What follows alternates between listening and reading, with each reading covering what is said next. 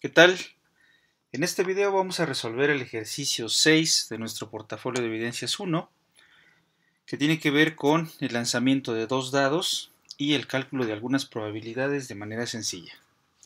El problema nos está diciendo que se lanzan dos dados, uno de 6 caras, un dado normal, un dado habitual como el que conocemos, mientras que lanzamos otro dado también, pero este otro va a ser de 8 caras.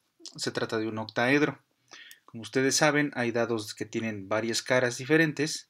En este caso estaríamos hablando de un dado como este, que tiene 8 caras y por lo tanto tiene 8 resultados posibles. A diferencia del dado común que todos conocemos, que tiene 6 caras.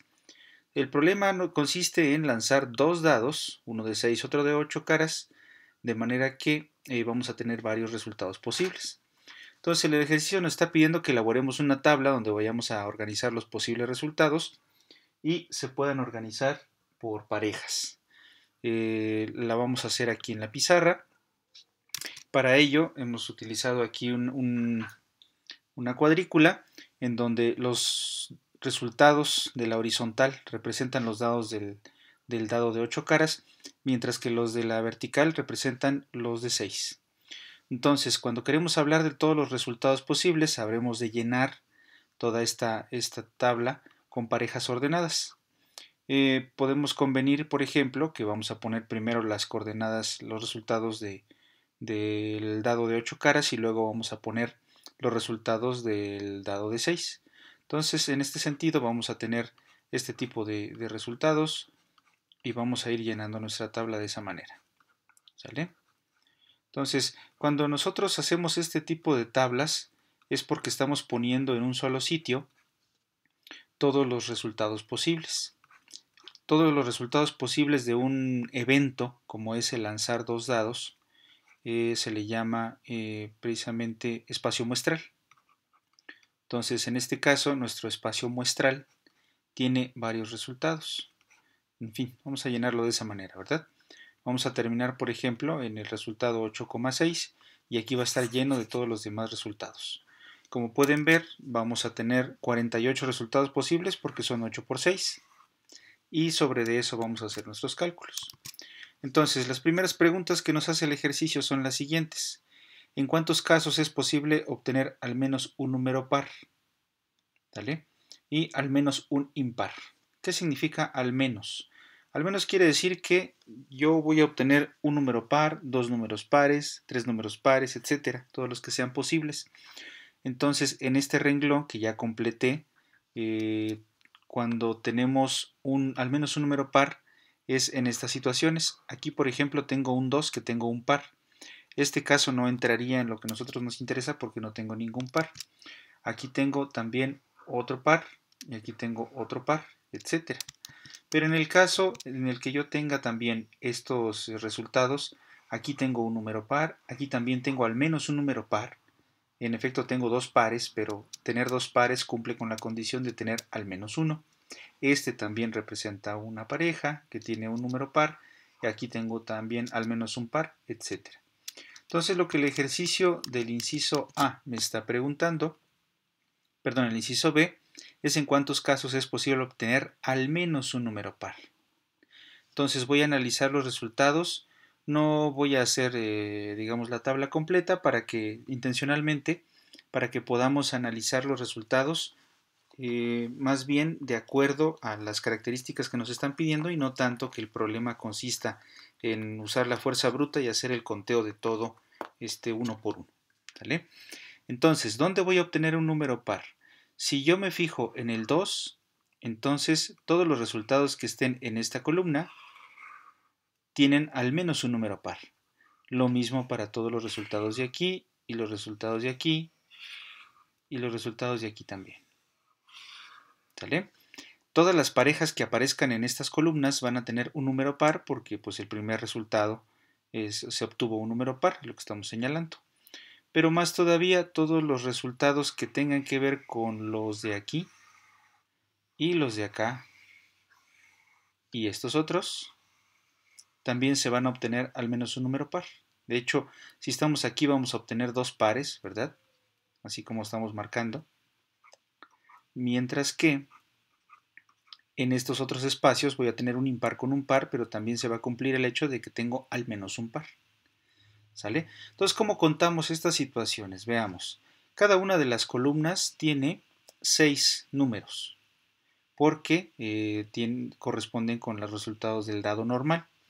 Entonces tendría yo 6 números por columna, multiplicados por cada una de las 4 columnas. Entonces en total tengo 24 parejas en donde voy a tener al menos un número par. Si me fijo en las horizontales tienen 8 resultados, porque corresponden con los resultados del dado de 8 caras. Entonces en estos 3 casos voy a tener 3 renglones en los que voy a tener 8 números, y eso me va a dar un total también de 24 parejas. Sin embargo, nosotros sabemos que si yo quiero hablar de la unión, si quiero reunir todos esos resultados, de alguna forma estoy contando estas áreas de aquí. Estoy contándolas 2 veces. Las estoy contando tanto en los casos de las columnas como en los casos de los renglones. Entonces tengo 1, 2, 3, 4. 4 por 1, 2, 3 son 12. Habré contado 12 resultados 2 veces. Entonces, ¿cuál es la cantidad de resultados que me interesa? Pues voy a hacer la suma. 24 casos verticales más 24 casos horizontales menos 12 casos en los que se repitió el conteo, y ese va a ser el resultado. Entonces vean ustedes, tengo yo aquí 24 más 12 básicamente son 36. Entonces en 36 parejas voy a tener al menos un número par. Y ese es el resultado de esta primera pregunta del inciso B. Y al menos un impar, pues es un problema muy similar. En vez de tomar estas columnas que están en los pares, voy a tomar estas columnas que están con color amarillo, ¿verdad? Las que ya no alcancé a tomar. Entonces también voy a tener 3 renglones impares. Entonces la situación es la misma, solo que en vez de tomar los que estoy señalando aquí con los pares, pues voy a tener que señalar los que dejé de seleccionar. Entonces en el inciso B también voy a tener 36 parejas. Esos son los dos resultados. Inciso A, el resultado es que tengo 36 parejas en donde aparece al menos un número par. Y en la segunda pregunta tengo 36 parejas en donde aparece al menos un impar. ¿Ok? Muy bien. Entonces la siguiente pregunta, ¿qué nos dice? ¿Por qué al sumar los dos resultados obtenidos en el inciso anterior, la suma es mayor a 48? Esa es una muy buena pregunta, ¿verdad? Si sumo 36 más 36 me va a dar 72, pero yo acabo de decir que en todos estos arreglos tengo 48 casos. ¿Por qué sucede eso? Pues bueno, porque hay casos que van a ser de interés tanto si quiero al menos un par como al menos un impar. Por ejemplo, si yo hablo del caso 3,4, el 3,4 cumple con la condición al menos un par, pues ahí aparece el 4. Pero también cumple con la condición al menos un impar, porque aparece un número 3. Entonces, estos resultados van a aparecer contados tanto en este caso como en este caso. Los estoy repitiendo en las dos situaciones, son casos de interés para las dos situaciones.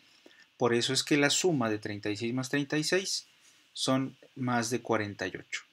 Y por lo regular eso va a suceder, ya lo hemos visto en diagramas de Venn, en casos en donde se repite el conteo. ¿Vale?